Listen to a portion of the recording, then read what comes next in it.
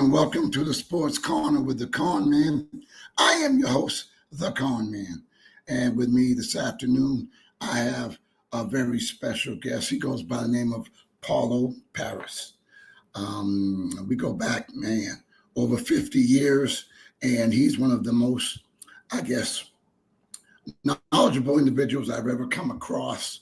You name it, he is a very intellectual individual, and we go back so many years. I want to welcome my good friend Paulo Paris to the show. Paulo, how are you doing? I'm doing great. I'm really doing great, man. And it's been a blessed 50 plus almost 60 years, you know. And one of the people in my life that forced me to be who I am is your very own brother. He never knew that he was challenging me without challenging me. You know what I mean? He never knew that. Jamie, I tell everybody that's my first best friend. You know, and I'll tell you how much of a funny story it is. I must have been 3 going on 4, 317 Pleasant Street, 338 Pleasant Street. It was an early Saturday morning, and when I say early, it was real early. And you knew our front porch. All of a sudden, the doorbell rang, and my father gets to the door, and all of a sudden, all I hear from upstairs is, "Jimmy, what are you doing here?" And can Paul come out and play?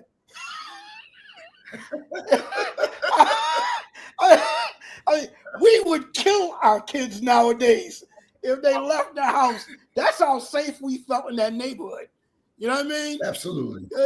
And I'm not gonna lie to you. So the deal was come out to play meant walk back down the street, which was across the street from your house, and see if John Sawers was ready to watch wrestling back then. Right. Because we would watch wrestling upstairs in John Sawers' house.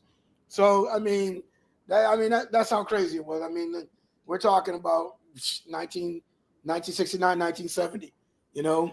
But he's always been that bar I've tried to reach, and I've never told him that.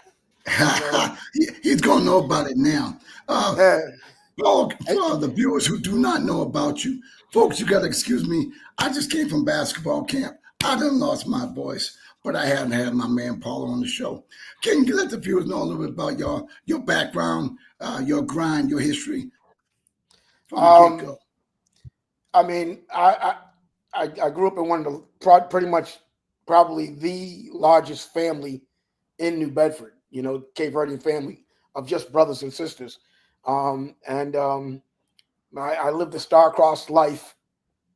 You know, some of the things that drive me was when I was 4 years old, the old Crystal Cafe in New Bedford. My father, the parents used to be there at an event, but there was upstairs, there used to be like a deck, and the adults would be out there drinking whatever.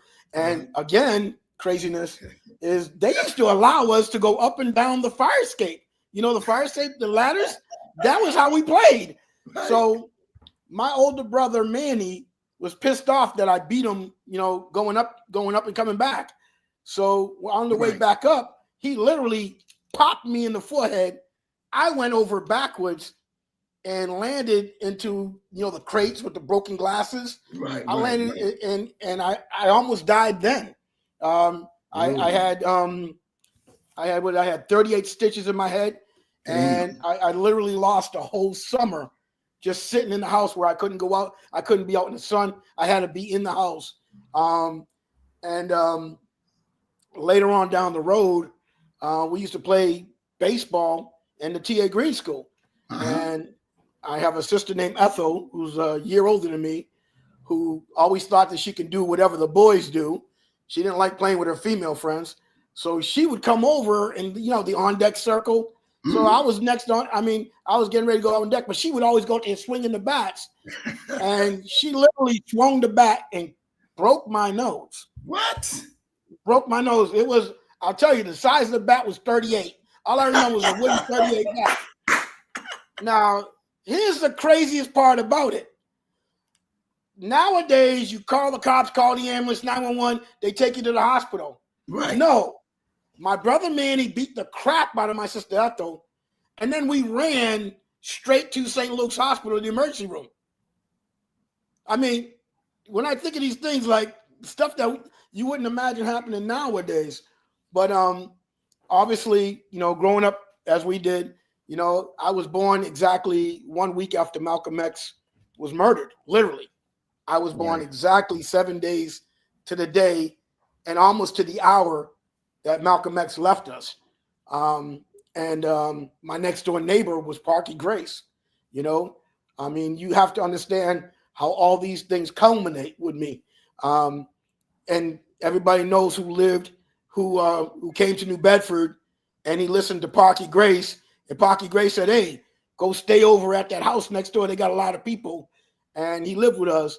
I didn't know this story because I only knew him as a kid as EZ, and everybody knows him now as Jabril Kazam or whatever, all that. But as a kid, I knew him as EZ because he was short. He was living with us for a while. He's the one that told me this story, and things like that. Our neighborhood was crazy because then, what happened with Lester Lima, in 1970 when he was murdered, and Shubby, it's hard for me to say Lester Lima. He was Shubby, and you look up to your older brother's friends, like I looked up to you and Billy and all that, Shubby was one of them people. Jimmy Bookman, I can name all the names of my brother's friends because I was baby Paul to all of them. And I was one of the few people that actually listened to what all these people were saying back then, I just kept soaking it in, and how you get them, back then we didn't have the big TV, the big, all these cable channels, nothing like that. It was sitting on the porch for hours. Yes. Music was on a turntable. People would just, you had about 1 million conversations going on at once. People wonder why I can operate in chaos. I lived in chaos. Right. 13 Parises running around, and every family, Leisha Sudo says it all the time, that her mother knew where she was every day. They were all at 338 Pleasant Street. I got so many people that used to say, their parents knew that they were at our house because we had all them kids. You know what I mean? So, and you would hear these conversations with the adults, Fat Jack, my brother Louis with the people, Fat Jack, the Combos lived across the street. You know what I mean? And these were some civil rights people. I mean, like serious. And, then you had the guys that all went to prison, Vietnam and all that. And they would come back and they constantly would be dropping books on me and be like, "Yo, Paul, one of these days you should read this." Well, little did they know, I was going into the dictionary to look up the words as I was using the dictionary and the book I was reading at the same time, And I mean, everybody hears me. I mention Buck Bones all the time. Buck Bones used to drop logic on me like no tomorrow. His favorite saying all the time was, "Young Parrish, man, listen, if it don't make dollars, it don't make sense." Stuff like that. He'd be dropping on me all the time. You got to be smarter than stupid. Buck Bones would drop stuff on me like people didn't want to talk to Buck Bones. I actually enjoyed it. And then you had people like Tony Geach coming over all the time. You had the older guys. You had, the lawyer Cruz over my house all the time, And what people don't understand is my father, his last language was English, but my father could read and write in 7 languages. So Mayor Markey used to come and grab my father either out of Jimmy Connors when he was working, or grab him up, come to the house and pick him up to take him to the port, Russian, Greek, whoever showed up. Remember when the French showed up with the submarine in the Bedford Harbor? Mayor Markey took my father down there. Lord knows what my father did with that translation to the other side. Because my father, bro. My father called them every bronc in the book. You can imagine the stuff he was talking about to them guys. And then Mayor Markey would be like, Louis makes people laugh a lot. I'm like, you don't know he's talking about you. You know what I mean?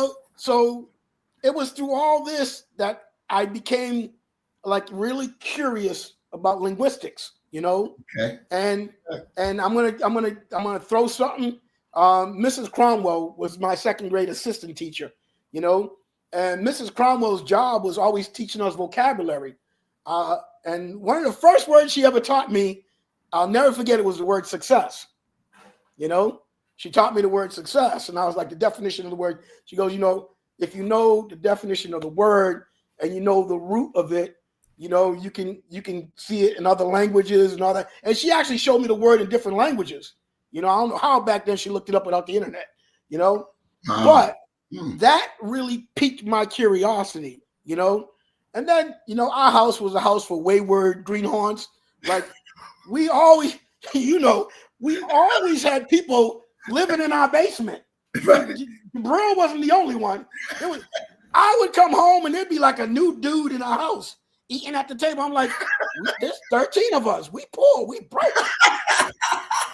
How are we feeding this white person or this whatever he is, And then, my father, who was a chef, people would bring food to our house because we had our refrigerator on the first floor. Then we had to remember the refrigerator in the basement. My father had like 3 refrigerators. He had one for meat, one for fish, one for pork and lamb, And he was working as a chef at Lupo's and Jimmy Connor's.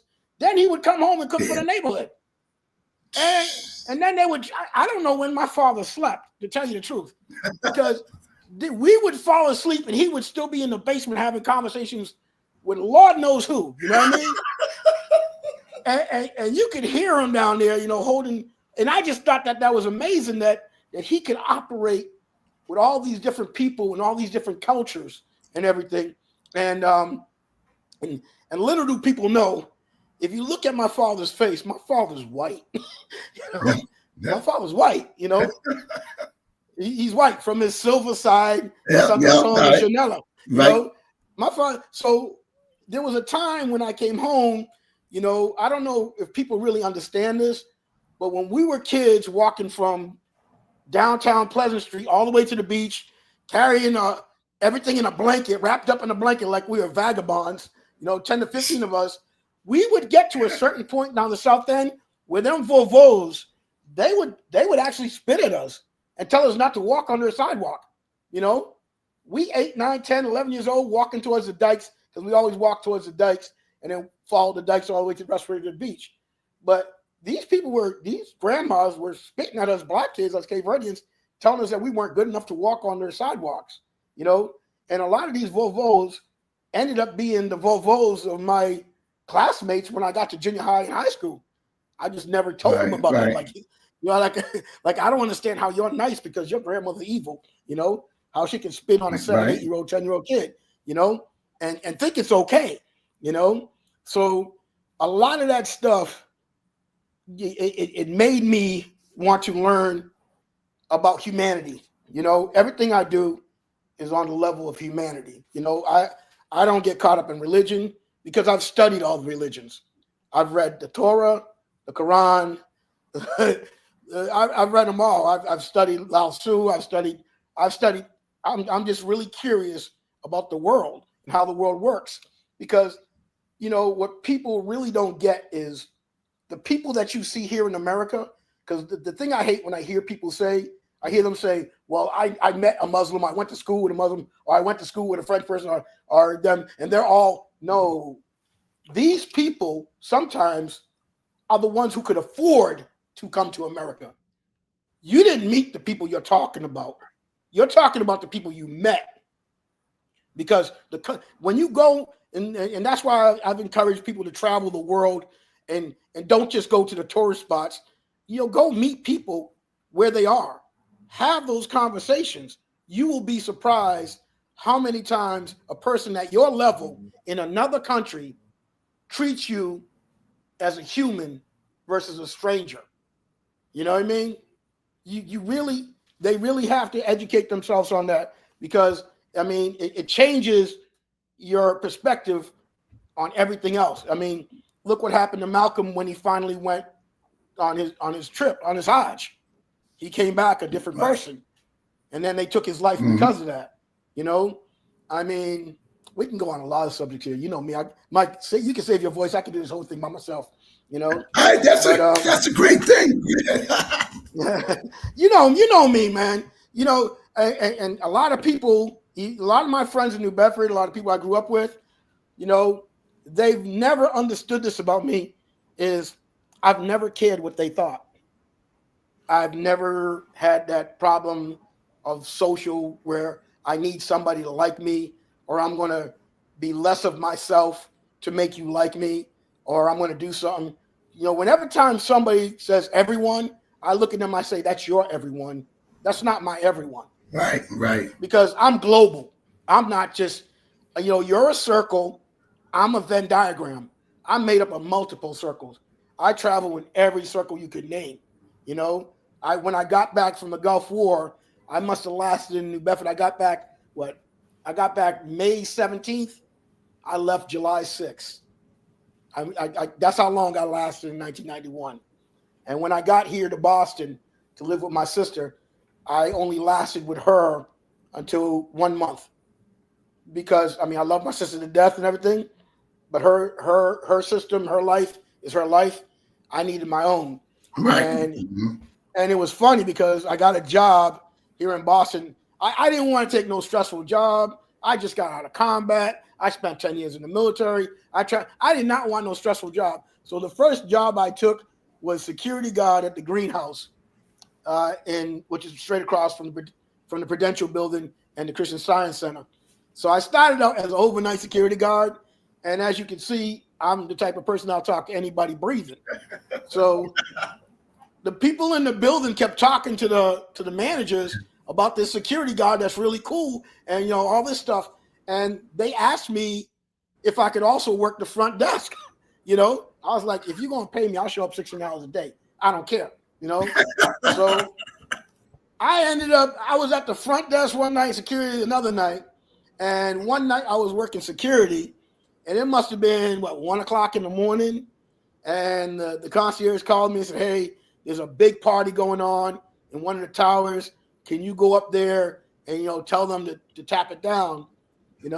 So I arrived at the door and I knocked on the door, they weren't answering. Knocked on the door louder, they weren't answering. Finally I punched the door, and the first thing that showed up was this little Arab guy, and what did he have in his hands? 2 huge knives. This little Arab guy had 2. When I say knives, I'm talking about Lulu knives, not the little tiny. These were big ass knives. Right. And he looked at him. He goes, and he's crossing. He's talking to me. He goes, Habibi, what's going on? What's the problem? He's waving the knives. I was like, my man. First part of the problem is put them things down, And he goes, oh, sorry. He puts them down. He goes, what's going on? I was like, well, first of all, and then I look, he had all the windows open. I said, my man, you got all the windows open. Everybody in the building can hear all these people. And then I said, damn, what's that smell?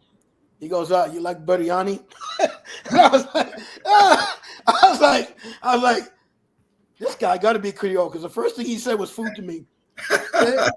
He goes, we got shrimp biryani, we got steak biryani, we got lamb biryani, we got what you want? You want something to eat? I'll give you a plate. I said, dude, I'm working. I said, could you close the windows, close the door, and keep it down? It's 1 o'clock in the morning. And I thought nothing of it. I walked away from it, But then, it was like a week before my birthday when that happened. It was like February 21st, middle of winter. And all of a sudden, this one guy who was real cool with me, this one Arab dude, he's another one. He came up to me, he goes, hey, I heard it's your birthday coming up. I said, yeah. He goes, you want to go grab something to eat, have a dinner, whatever? I said, yeah. He goes, listen, if you don't mind, I told some of the Shabab, which means friends, he goes, I told some of the Shababs that you just came out of the Gulf War, and there's somebody that really wants to meet you.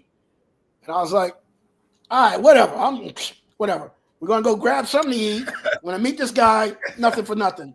I said, okay, where do you want me to meet you? He goes, oh, there's a Thai restaurant on the other side, Mass Avenue, by Berkeley. I said, okay, I know the place. I live 2 blocks away, So I get to the place. It's like 7, 8 o'clock at night. The doors are closed. Windows are, curtains are shut. And I'm like, what the hell? And then all of a sudden I see somebody peek through the curtain. And then some Asian guy steps out. He goes, hey, are you Paul? Paul work greenhouse. And I was like, yeah. He goes, oh, yeah. Come in. I was like, dude, you closed? He's like, no. Come in. It's special for you. Come in. I said, okay, I was like, I thought we were just going to grab a bite, and sit down and have a conversation. I walk in there. There's about 45 Arab guys in there. They bought out the place for the night. And the guy who had the knives, he walks up to me and he goes, "Hey, Habibi, happy birthday. If you don't mind, we want you to stay with us for the night." And then he introduces me to a guy. He goes, "I want you to meet somebody, very, very important. He wants to thank you for your service in the Gulf War, freeing up his country." I was like, "What do you mean?" He goes, he's from Kuwait. I was like, "Oh yeah, nice place." All right. So I think I'm just gonna shake this guy's hand, eat a meal, walk away. The guy walks up to me, and you can see all the guys standing back. And he goes, "I just want to thank you. I was there when it happened. I remember you guys, and everything." He goes, "Were you one of the people that came to Desert Mountain Palace?" I was like, "Yeah, exactly." I was like, "I was actually in the tent in Safwan when they did the surrender." And he was like, "Oh," and then I was like, "Okay." I was like, "Yo, what's your name?" He's like, "Rakan." And then he said the rest of it. I wasn't paying attention. I said, "Okay, Rakan. That's a cool name. Rakim Rakan. I'm typical American Rakim Rakan. Nothing in the name." He goes, come sit with me. It was just me and him, and all the other guys were away. And he's touching me and talking to me. And I'm like, "Dude, what? Do we have body odor? Why are they?" He goes, "Oh, no. I'm a little higher in rank than they are. And he goes, "Did you hear I told you my name?" I was like, "No, what's your name? What's your full name?" He goes, "Rakan al-Sabah." I was like, "Oh, like the family?" He goes, "Yeah, the family." He goes, "I'm Sheikh Rakan al-Sabah, And I was like, oh, okay, this is different. I'm like, we in a different place now, He goes, "I hope," "I hope you don't mind. We don't know what kind of food you like." So we told them everything on the menu, bring it out, I was like, "Bro, all I was hoping for was a bowl of rice, man," but the whole 9 yards. And it was since that day, I've been attached to them. I was his bodyguard, and for like 8 to 10 years, and wherever he went in the world, I went in the world with him, and I started seeing this completely different world. Chris Rock says that thing about rich, like I often tell people like, "Well, what was it like?" I was like, it's kind of sad because a lot of them guys there at that level, they can't trust anybody because of who they are and what they have. And they were like, "Well, how rich are they?" I said, "Let's put it this way. If you woke up every morning of your life and did not have to think about the price of anything, what would you think about?" I said, "That's how rich they are."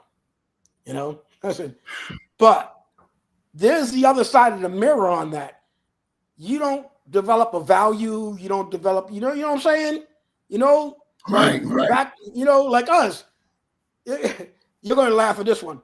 Remember the first basketballs we always got when we were kids? They were all indoor basketballs. And we out here in Marshall Park playing with indoor basketballs until all the leather got wore off and they had bubbles in them. And we learned how to dribble bubbles. We had a big old wart in the ball, and we still shooting it because we know the angle off the backboard, and then you know what I mean? Like, we truly value them balls that we got for Christmas and everything. Like, damn right, absolutely. We try to keep that thing alive for the whole entire summer, hopefully. Same thing with the plastic footballs and all that stuff. We developed a different value system than a lot of people, and that's what's missing from, and it's sad nowadays because our children, grandchildren, all that, they're still in a poor society, but they no longer have the value of what they earn, what they've earned. They don't want to earn things. They expect things just given to them because didn't want it. Yes. We so did not want our children to want for anything that we taught them how not to want for anything. So we took away, that's the reason why I brought in my Arab friends with their values. So we took that away from them. If you don't know or understand why you can't talk to these children, it's our fault. We raised them. We raised them. Right. I noticed that, And the way I raise my children, you can ask my children this, they will tell you this. They will tell you this over and over again. Daddy would say happy ass, and that's the end of it. When Daddy said happy ass, don't say nothing after that point. Because I'd be like, get your happy ass. Now, hell no, your happy ass is crazy. It's not going to happen. In other words, right? You know, put in the work, go get your glory. That was the method of me with my daughters was put in your work, go get your glory. You're going to know, you know, that you put in that work. You earned it. Nobody can take it away from you if you put in the work and you earned it versus it being handed to you. And you being like, okay, I'm supposed to have this. I hear these kids, you're supposed to. No, we ain't supposed to do nothing but teach you how to survive in this world, you know? And then in doing that, we stop teaching them how to compete. We're turning poor black kids into rich white kids and we're poor. You know what I'm saying? Right. You know? Right. Absolutely, yeah. I just had a discussion today with some kid in the Celtics forum, you know, and I was telling him, you need to put down that video game because I don't think you've ever competed year round. I said, I think you've only done participation trophy, you know, sports. I don't think you played a sport where you feared getting cut. You know, I don't think you get comfortable. You're the type of kid that gets comfortable sitting on the bench of a winning team. You know? Right. I was raised, when I show up, I'm coming for your spot. You're going to have to hold right. You got it. I told my cousin Mike Grant that. I told my cousin Mike Grant was a senior at New Bedford High. He was the world at New Bedford High. And that year was a year when Lil and the other coach, they brought all us freshmen to camp. That was the dumbest thing they ever did. That really wasn't, because at that time, they expected Kippy, Danny Conn, I think it was Joe Dias, and I think it was like Eddie Karen. They expected those guys to make varsity. What they didn't understand was Paul Paris, Bobby Gomes, Bobby Haddix. The rest of us, we come to take spots. We don't like sitting on the bench. We were taught our whole life that we have to prove who the hell we are. You're going to have to knock us out. You're going to have to take us out. You know, the first guy I had to hit in football, oh my God. The first guy I had to hit in a blocking drill was Jeff McCoy. Oh, Jeff McCoy shit. Oh, no. Jeff McCoy had so many muscles. There were muscles he didn't even know he had. You know what I'm saying? And he was a defensive end, and I had to come down the line and try to kick him out. Yo, they ran that play like 5 times in a row. 5 times in a row, I hit him as hard as I could and bounced the other way. But I got up and said, let's do it again. Let's do it again. You know what I'm saying? Because I had to tackle my brother Peter. I had to tackle Jimmy Bookman in the Jewish yard. You know, like we didn't grow up with that fear. For us, respect was trying to take your job. Yes. That was respect. Like, I came here, I've been doing all my work. I've been watching you. Now I'm coming, you're gonna prove how great you are. You know, back then I would tell people, you know, they'd be like, oh, this guy would probably do a tomahawk or 360 dunk on you. I said he better do it every time he gets the ball, because he does anything less, it's not gonna happen. You know what I'm saying? You know, same thing I said, oh, he's gonna run you over. He better, because if he don't, I'm breaking his leg. You know what I'm saying? It's a different mentality. You know what I'm saying? Even in academics, the dumbest thing they ever did at TA Green School was tell the first grade they were going to compete against the second grade. And your brother Jamie will tell you this. It was second grade versus third grade. So you had Collie Martin, Nello Ortiz, all these guys in a spelling bee. Okay? Second grade versus third grade in a spelling bee. Your brother Jamie will tell you the last 3 standing was Paul Paris, James Consaccio, and Donnell Gomes. There was nobody from that third grade. You know why? Because we were coming in there taking necks. You know what I mean? And I'm not even saying that they were bad. I'm saying that I mean, it was an honor to go at him. It was an honor to be there at the end, and it was an honor to be the last man standing. Sorry, Jamie, I didn't mean to beat you that bad, but Jamie was kind of nice. He was nice. You know? He was a nicer version of me. You know what I'm saying? He was definitely a nice. If you want to see what Paul Paris looks like, nice, Jamie Casasio, John Soers. Those are the guys that are like my equal, but they're not going to embarrass you. Me, that's right. That's what I'm here for. I'm sorry. Like, I'm sorry. You either step up or step out. And it's funny because now I'm going to tell you something I did in the military. So okay, I could never make any of the top basketball teams. I was a football player. You know, I was a baseball player. I was more of those sports than I love basketball inside out. Your brother Jamie's fault. But no, Danny Conn, James Casasio, Bobby Duwatt.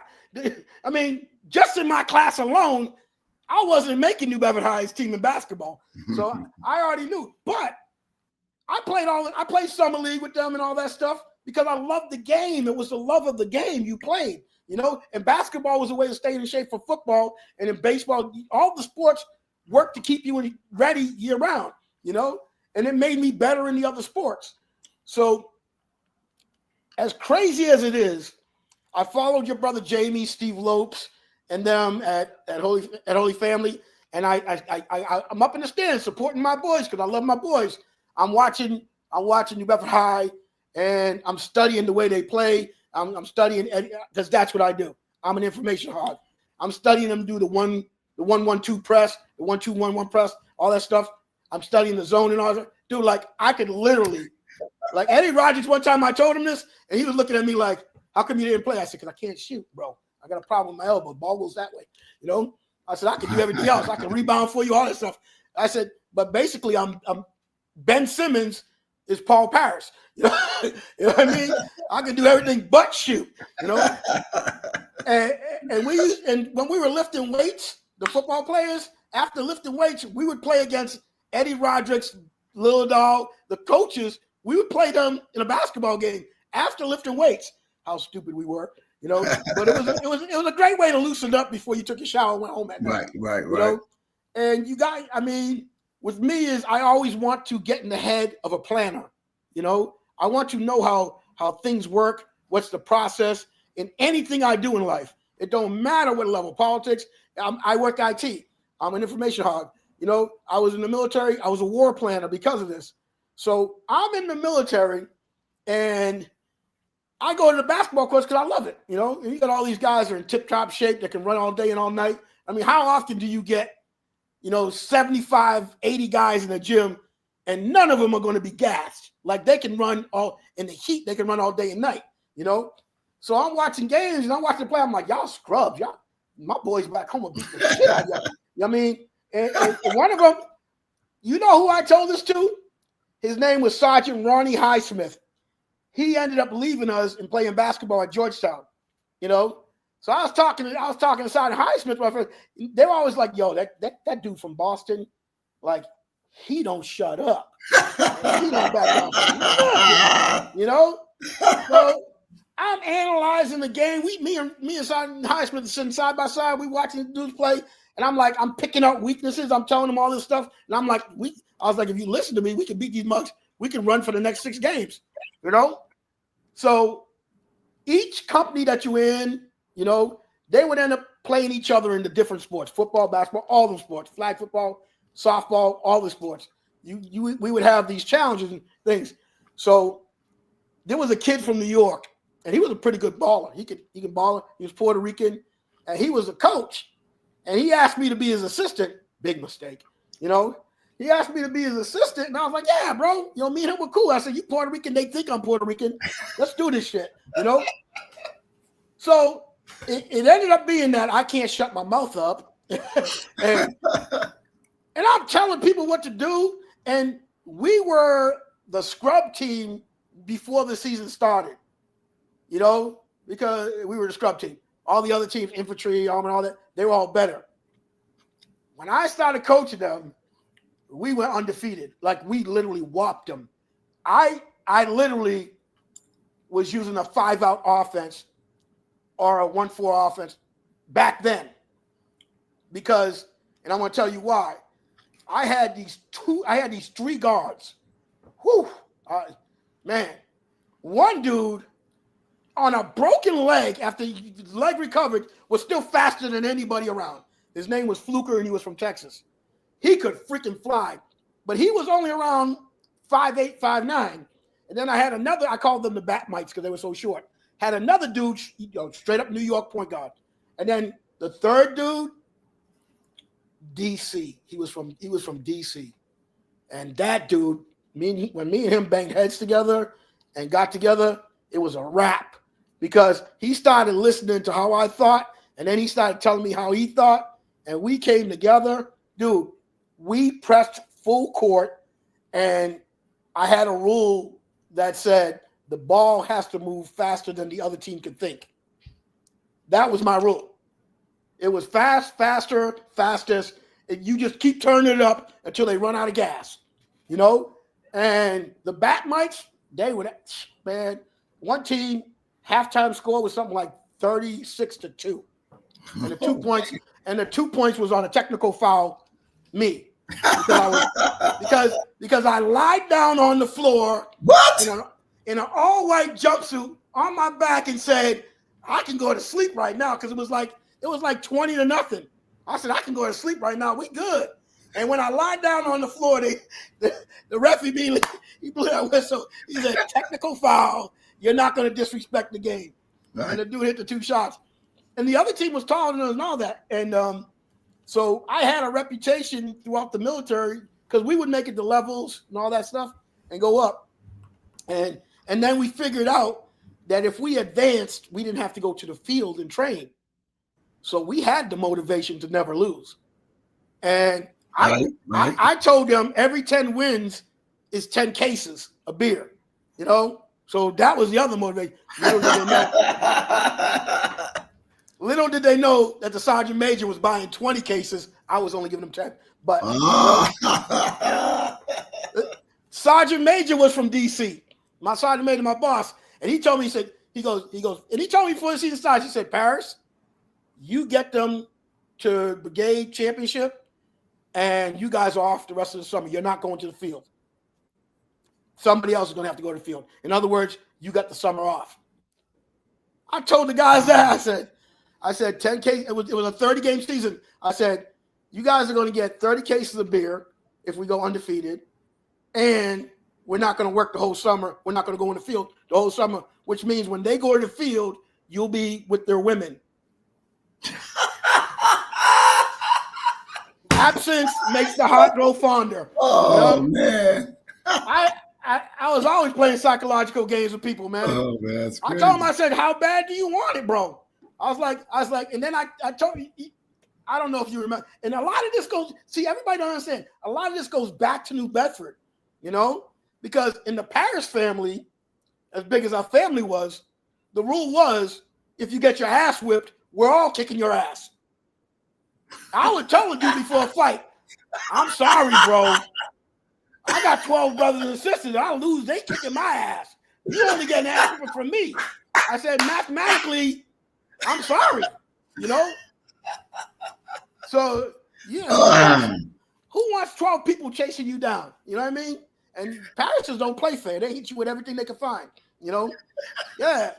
So, these are a lot of things I imparted on people in the military. I would tell them this stuff, and they'd be like, New Bedford sounds like a crazy place. I was like, New Bedford was heaven. It was like the Fat Albert Junkyard Gang meets Kid Power meets. It was just like New Bedford was anything goes, man. Like, you understand?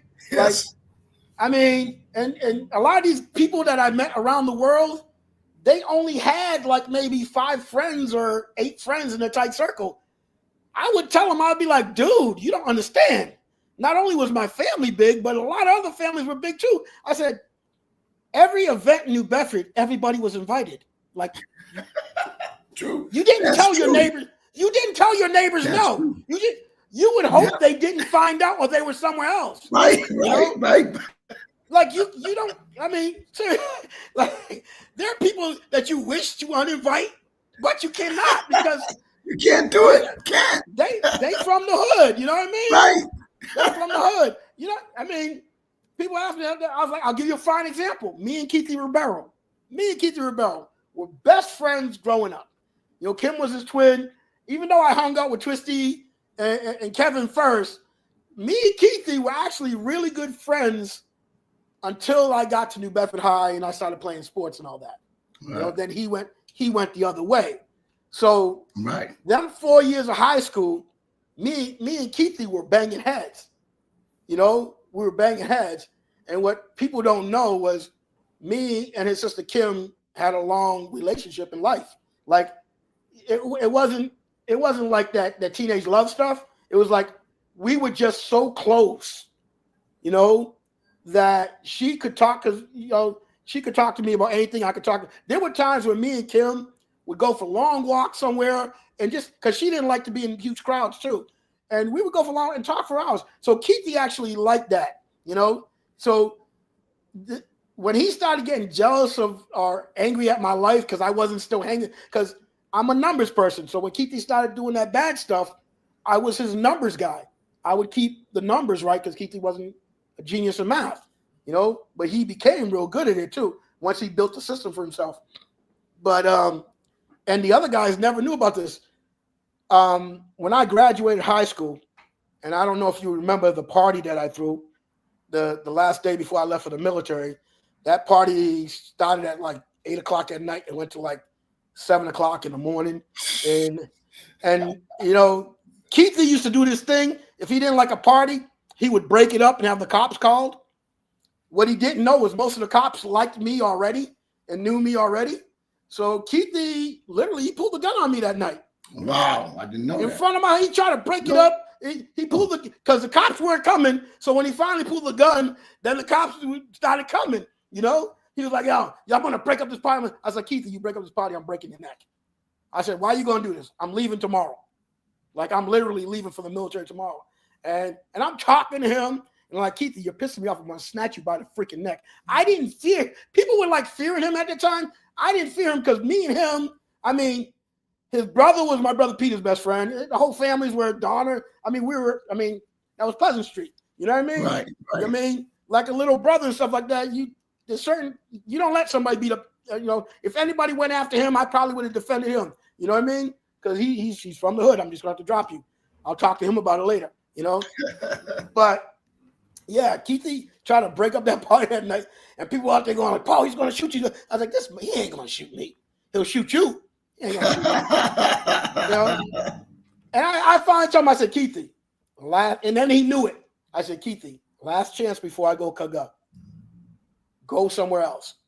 And then he just looked at me and he said, "Okay, this time because you're leaving tomorrow." And then he left, you know. But that's them things in the relationship in New Bedford that people don't understand go all the way down the road. Like I got friends, everybody, Neil Ferguson, South End guy first. Yeah. I got friends that started in the South End that everybody associates fully with the West End. Sean Forts, Bobby Duart, you know, Leon and Randy Gomes and all them. I got friends that they started in the South End before United Front and all them places were built, Satellite Village and all that. You know, they go way back. Remember the Rodricks family, Peachy Rodricks and all them. They went to Fairhaven and all that stuff. Yeah, you know what I mean? You know, even like the Barbosas, you know, Kim and Terry Barbosa, Ben Barbosa's kids, they used to live on Purchase Street across from the Salvation Army. Remember before my brother Manny burnt down that house? Right. You know? And then he burnt down the house that your father was staying in on the corner across the basketball courts. What people... I mean, 50 years later, I could talk about a lot. So there was a crew of guys in New Bedford. We used to call them Flame On after the Fantastic Four. They set most of the fires in New Bedford before 1975, 76. In our neighborhood, even. Where the Church of Nazarene is. Yes. That new building. Remember, It was empty. It was empty for a long time. and it was a clubhouse for everybody. You go smoke weed, whatever. Look at Penthouse magazine, all that. Right. Yeah, my brother and the Flame On crew, one day they just got bored and they torched it, and then they were standing across the street watching the fire truck show up. You know, I mean, the stuff we did out of boredom was freaking insane, crazy, hilarious. You know, like, I mean, we would be up on Star Store roof throwing bricks at cop cars down below. I mean, it's stuff that we didn't know how dangerous it was. We did, you know. We were jumping roof to roof back then. We didn't care, you know, hanging around down at the pier and all that stuff. So many things should have happened to us back then that didn't happen to us. You know, it's crazy. I mean, it's really crazy when you think about it. But all of that makes up who I am. You know what I mean? Mm-hmm. You know, so when I get into these political debates, sports debates, all this stuff, I'm looking at people and I'm saying to them, you know, I don't care what you think. I don't care how you think. I don't care what your friends think. I really don't care. You know, I call it pom-poms, you know what I mean? Because like I said, these whole group of people were not taught the value of earning it. You know, even though they did earn it, they did put in the work with practice and all that. They didn't do the other stuff like Cornbread Earl and me. You know what I mean? They weren't in the parks. I see a lot of people that go to practice, but I don't see a lot of people practicing on their own. Right, exactly. Yeah. You know what I mean? I don't care what the sport is. I mean, Scott Jenkins played in USFL, Los Angeles Express, from Bay Village. Scott Jenkins used to walk home from practice with a football in his hand, tossing it behind his back, catching it with this hand, or he would be playing, see how far he can go just tapping it, not to lose it. Right. You know, and him and Preston Perry has the strongest hands I've ever seen of a wide receiver in New Bedford High's history. Like, I still have not seen a wide receiver like Preston Perry in New Bedford High's history. They might have been faster, they might have been taller, they might have been stronger, but Preston Perry is the best wide receiver in New Bedford High's history. The problem is we were not a passing team. Okay. And mind you, Preston Perry was a quarterback and a pitcher in baseball. This guy, if that ball was anywhere within his range and touched a fingertip or a pinky, he caught it. His feet on the sidelines, Baryshnikov. I'm dead serious. I'm dead serious. I mean, Scott Jenkins, the dude was the best. He was technical. He did everything perfect, exactly how you draw it up and all that stuff. Scott Jenkins is OCD. I don't care what he did in life. He practiced it to perfection. To perfection. He's in finance now. Perfection. You know what I mean? He studied everything and all that. But I mean, they were definitely faster receivers. Melvin Rogers faster. I mean, long arms and all that stuff. My cousin Danny Conn. Danny Conn was an amazing athlete. He's one of the best athletes I've ever seen. Athletic. I don't care what sport you put him in. He's a starter. I don't care what sport. You know, Danny Conn would be the starter on any team in any sport he ever played in his life. You know, and that goes from his father, Danny Sr., and that goes from his uncle, Gary Pope. You know, and he got mad when I told him that the greatest football player I ever seen was Scott Magnet, because that's the only person I've ever feared. Listen to me. There's only been one person in my lifetime that I actually had fear for on a football field, and that was Scott Magnet. I'm telling you right now, he was LT before LT. The only difference was Scott Magnet did not love sports. He was just freaking amazing at it, but he didn't love it. Like, you couldn't see that passion in his eyes. But when he hit you, every part of your body vibrated, shook, and asked Jesus for help. I seen him one time at a New Bedford High School practice, and all he did was that. And the dude on the other side was strong. The dude lifted up and went backwards. All he did was 2 to the chest.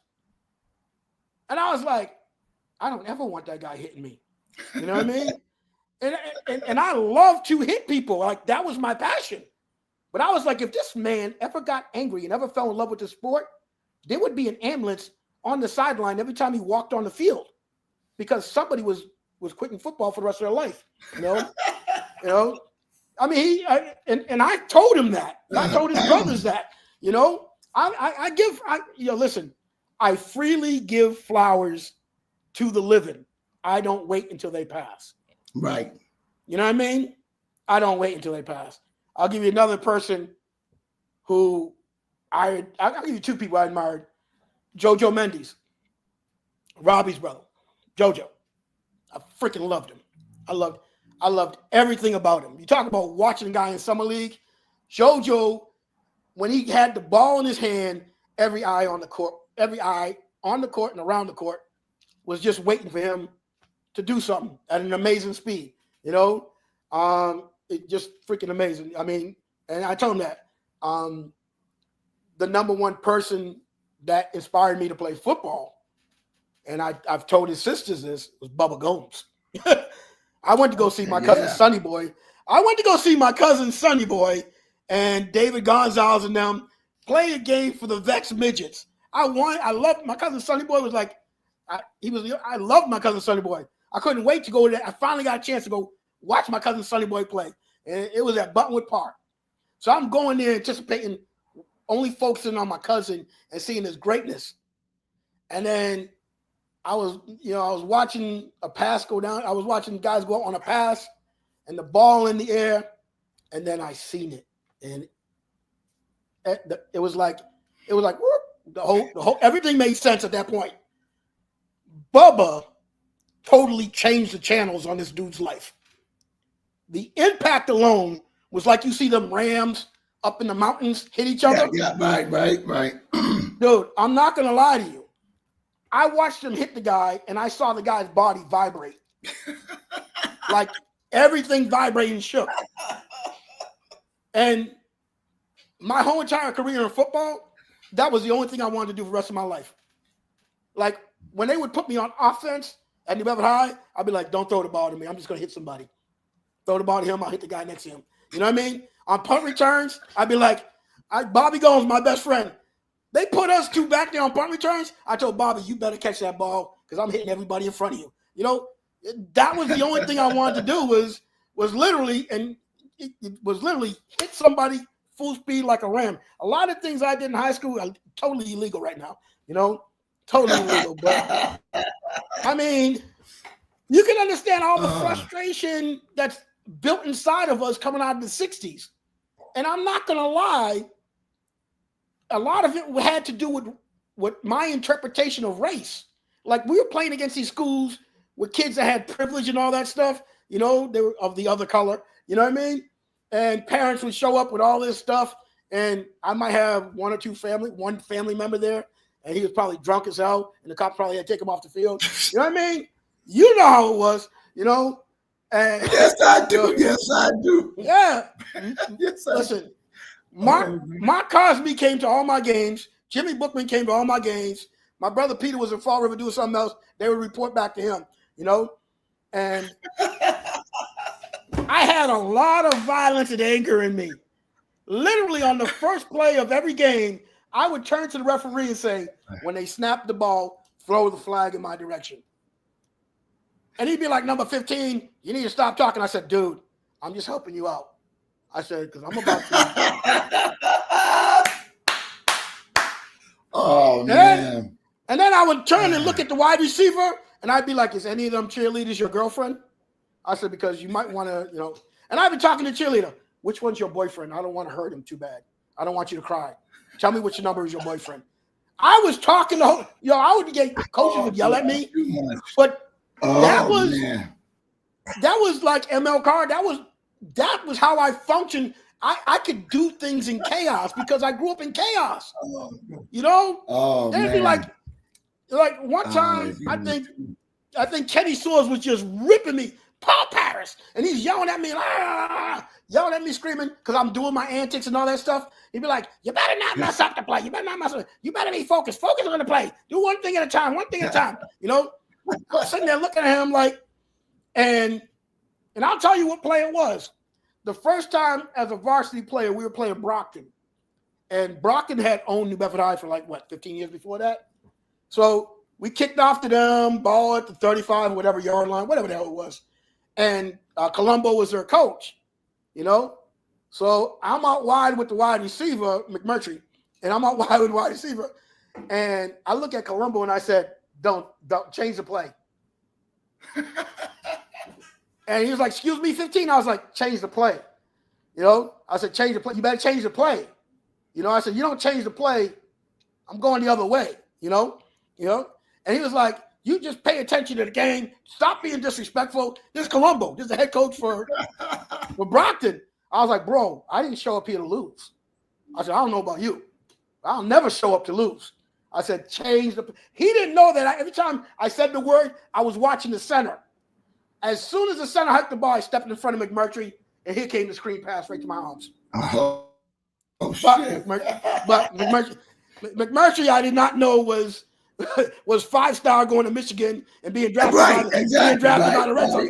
Right. I did not realize how big and strong he was.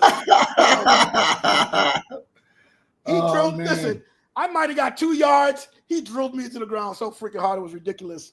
You know, and then the other receiver on the other end was Rocky Marciano's nephew, his great nephew.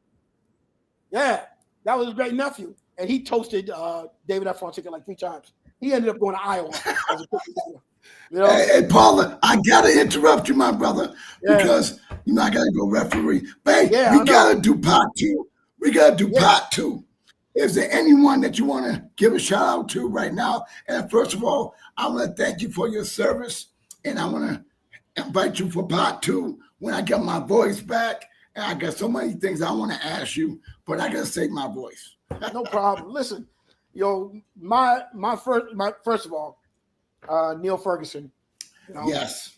That Neil was Neil was Neil. Wherever he walked, he was present. You know what I mean? He was the quietest one of the Fergs. He wasn't Roy. And Blaine, who was a super duper athlete and all that. Neil was Neil. He always was Neil.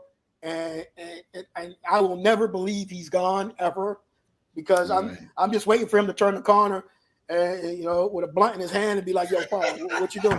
You know what I mean? When we lose people like that, legends never leave us. You know what I mean? And to all the rest of the legends, I am everything you see. I am everything you guys created. All of you. Even the ones that hate me, I am what you created. And I love it. Please prove me wrong anytime you want. I love y'all. Well, folks, I'm so honored to have my man, Paul Paris, who I've known for over 50 years. And he's definitely going to come back for part 2, where I get my voice back, and we're going to do the damn thing again. Paul, thank you so much for coming on my show. Hey, God bless you. Tell your mom I love her. You know I will. All right, folks, thank you for tuning in to Sports Corner with the Conn Man, even with my bad voice. Stay tuned. Tomorrow night we have JoJo Gomes, and we got some other outstanding guests coming in the future. Y'all take care. God bless. Peace out.